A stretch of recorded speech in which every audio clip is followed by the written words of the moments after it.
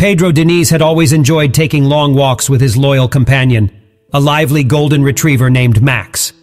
As they reached a small hill, Pedro's eyes were drawn upwards, and his footsteps halted abruptly.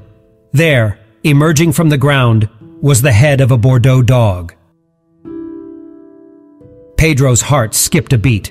It wasn't a mere statue or a figment of his imagination.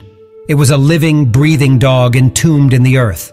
Shock turned to urgency as Pedro realized the dire predicament the dog faced. Covered in dirt, the dog had struggled to escape its grave but lacked the strength to free itself entirely. Its desperate eyes pleaded for help, knowing that a slow and agonizing death awaited if left unassisted. Without a moment's hesitation, Pedro and Max rushed to the dog's aid. Working together, they carefully removed the soil that enveloped the dog's body.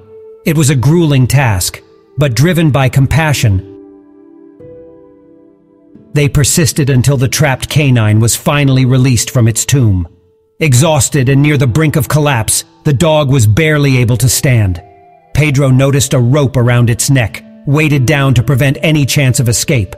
The cruelty of this discovery ignited a burning anger within him. Determined to give the dog the care it deserved, Pedro carried it gently in his arms and hurried to the nearest veterinary clinic. The dog, later named Athena by her rescuer, was examined by the compassionate veterinarian. The extent of her suffering became painfully evident. In addition to the physical trauma from being buried alive, Athena was diagnosed with a debilitating bone disease called osteoarthritis. The vet's expertise exposed the lies of the dog's owner, a young man of 21, who claimed the dog had run away from him. The evidence disproved his story, painting a grim picture of neglect and abuse. The legal system swiftly took action against the heartless owner. A criminal case was filed, and the French court, recognizing the severity of the offense, delivered a verdict with righteous judgment. The young man was sentenced to 2 years in jail and ordered to pay a €30,000 fine,